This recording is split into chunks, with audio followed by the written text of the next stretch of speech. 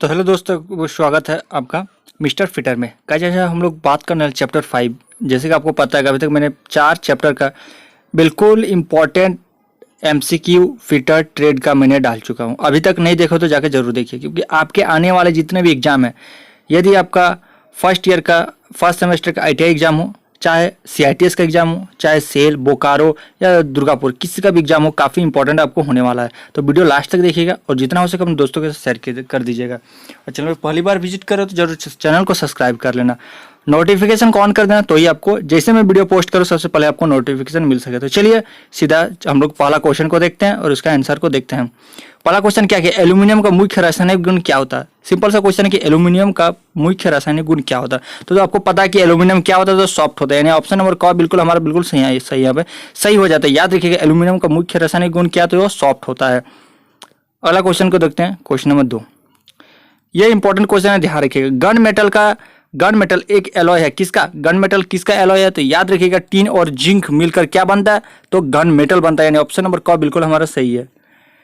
बिल्कुल फटाफट क्वेश्चन करेंगे, फटाफट, टाइम नहीं, क्योंकि गाइज बहुत ही जल्दी एग्जाम होने वाला है। याद रखिएगा बियरिंग बुशिंग की प्राय धातु बनी होती है। बियरिंग और बुशिंग की प्राय धातु किसकी बनी होती है, तो याद रखिएगा इसका गन मेटल की बनी होती है। गन मेटल की बनी होती है क्या, तो बियरिंग और बुशिंग प्राय किस धातु की बनी होती है, तो ऑप्शन नंबर घ गन मेटल की बनी होती है। याद रखिएगा ऑप्शन नंबर 4 की ओर चलते हैं। ऑप्शन नंबर 4, क्वेश्चन नंबर 4 माफ कीजिएगा, स्टेनलेस स्टील का मुख्य मिश्रण तत्व क्या होते हैं। अब पूछा गया है गाइज, जैसा क्वेश्चन आपको देखने को मिलेंगे आने वाले एग्जाम में कि स्टेनलेस स्टील का मुख्य मिश्रण तत्व क्या होते हैं। तो स्टेनलेस स्टील का क्या होता है, तो याद रखिएगा स्टेनलेस स्टील का होता है क्रोमियम और निकल मिलकर बनते हैं कौन, तो स्टेनलेस स्टील। यानी ऑप्शन नंबर क बिल्कुल यहाँ पे करेक्ट हो जाता है। क्वेश्चन नंबर 5 की ओर बढ़ते हैं। क्वेश्चन नंबर 5 क्या है कि लैंप बल्बों के फिलामेंट किस धातु के बने होते हैं। ये तो कॉमन क्वेश्चन है, तो याद रखिएगा टंगस्टन के बने होते हैं। क्या, तो लैंप या बल्बों के फिलामेंट किसका बने होते हैं, तो टंगस्टन धातु के बने होते हैं।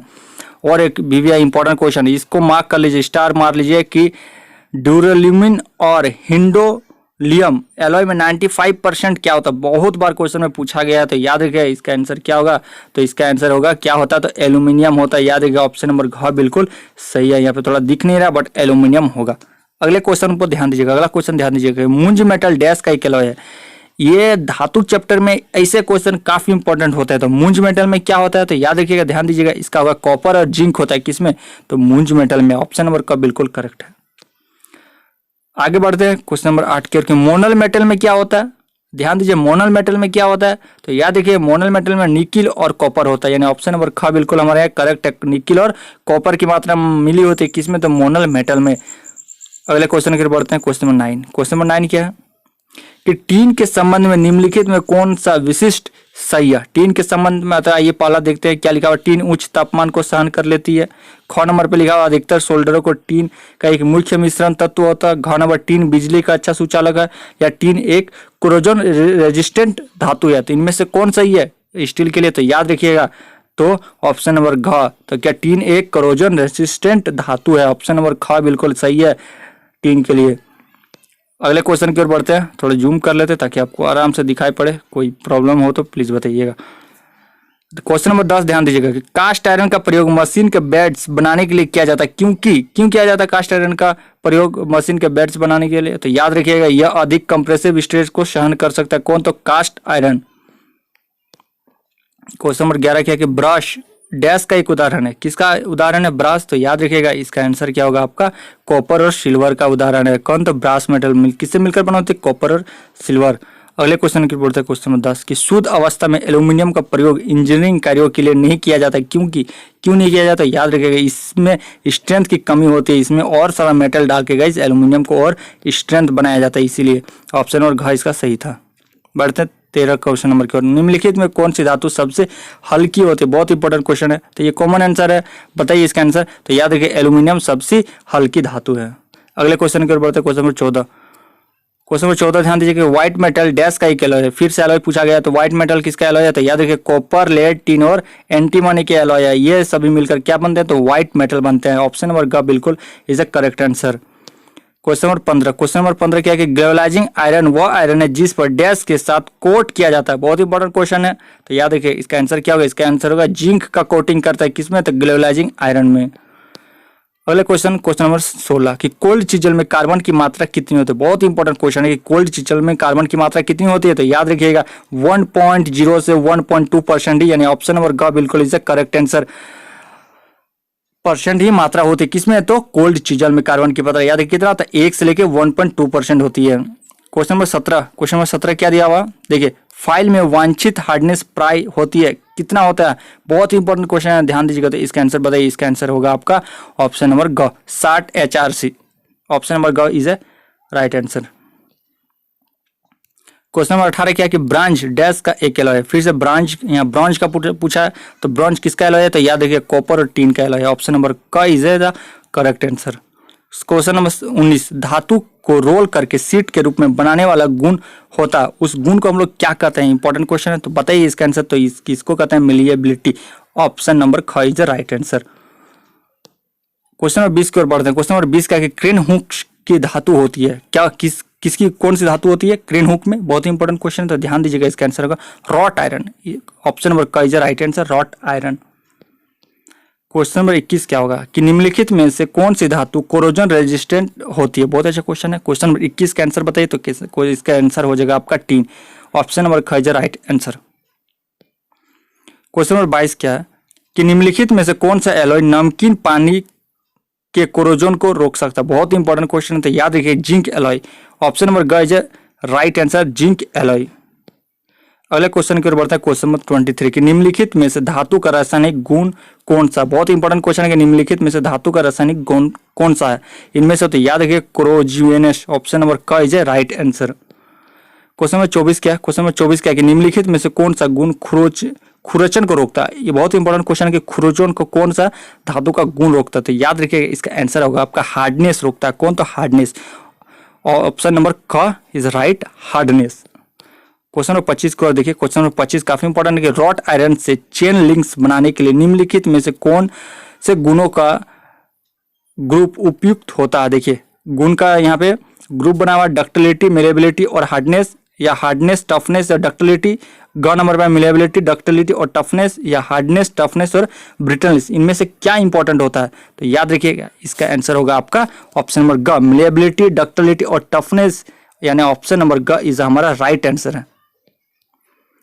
क्वेश्चन नंबर 26, क्वेश्चन नंबर 26 क्या है कि स्टील में कार्बन की मात्रा बढ़ाने के परिणाम स्वरूप क्या बढ़ता है, किस चीज का वृद्धि होती है। तो याद रखिए इसका आंसर होगा हार्डनेस की वृद्धि हो जाती है, यानी ऑप्शन नंबर क इज राइट आंसर।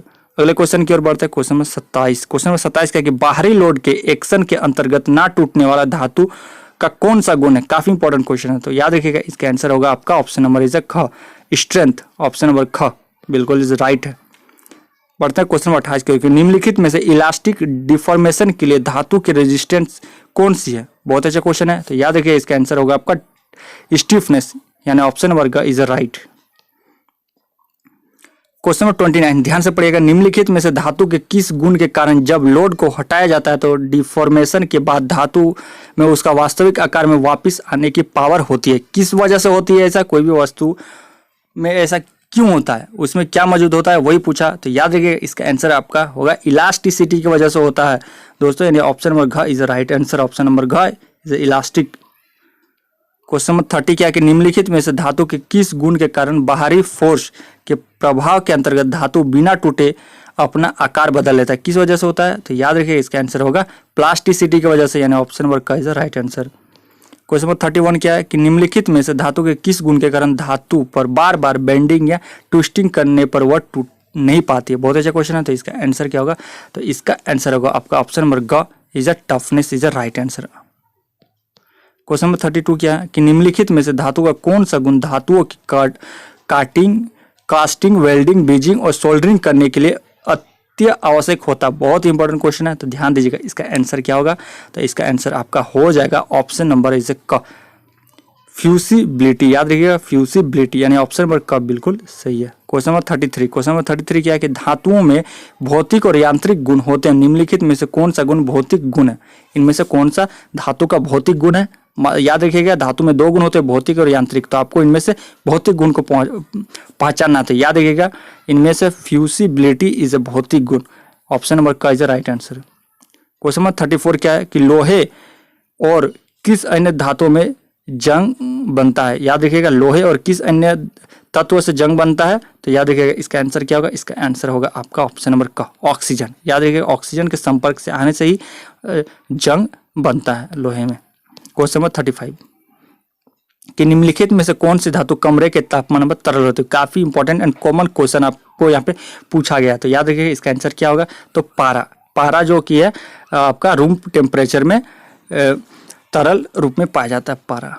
बढ़ते क्वेश्चन नंबर 36 की ओर। क्वेश्चन नंबर 36 के निम्नलिखित में से कौन सी धातु प्राकृतिक में शुद्ध अवस्था में पाई जाती है? बहुत अच्छा क्वेश्चन है, इंपॉर्टेंट क्वेश्चन है। तो याद रखिएगा इसका आंसर क्या होगा? इसका आंसर होगा आपका सोना। ऑप्शन नंबर ग is right answer.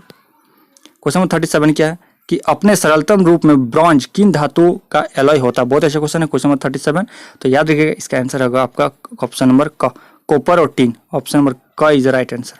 Question number 38 क्या है कि धातु की तारों के रूप में खींचने की योग्यता को हम लोग क्या कहते हैं? बहुत इंपॉर्टेंट क्वेश्चन है। तो याद रखिएगा डक्टिलिटी, यानी ऑप्शन नंबर क is right answer.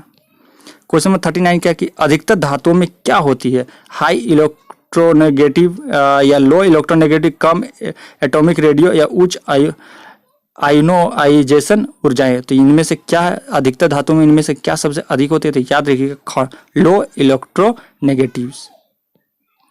Question number 40। Question number 40 क्या कह रहा है कि धातु जो हवा में खुली होने पर जल जाती है को डैश में अच्छी तरह से स्टोर किया जा सकता है? बहुत अच्छा क्वेश्चन है। तो याद रखिए इसका आंसर क्या होगा? तो मिट्टी के तेल के अंदर इसको अच्छे से स्टोर करके रख सकते हैं। कौन से धातु को? धातु जो खुली हवा होने पर जल जाती है उसको हम लोग कहाँ पे रख सकते हैं? मिट्टी के तेल के अंदर हम लोग उसको सुरक्षित रख सकते हैं। क्वेश्चन नंबर 41 कि ग्लेवेनाइज धातु को डैश की पतली परत से कवर किया जाता है? बहुत अच्छा क्वेश्चन है। तो इसका आंसर बताइए। तो इसका आंसर होगा आपका जिंक का पतली परत चढ़ाया जाता है। कौन से धातु में? तो ग्लेवेनाइजिंग धातुओं को। Question number 42। Question number last question हमारा 42 क्या कि पृथ्वी के बाहरी हिस्से में कौन से धातु अधिक पाई जाती है? बहुत इंपॉर्टेंट क्वेश्चन है। तो याद रखिएगा एल्यूमिनियम सबसे अधिक पाई जाती है। आई होप आज का सेशन आपको काफी अच्छा लगा तो प्लीज लाइक एंड शेयर कीजिए। चैनल पे पहली बार हो तो जरूर सब्सक्राइब कर दीजिएगा। मिलते हैं चैप्टर 6 के साथ, तब तक जय हिंद दोस्तों।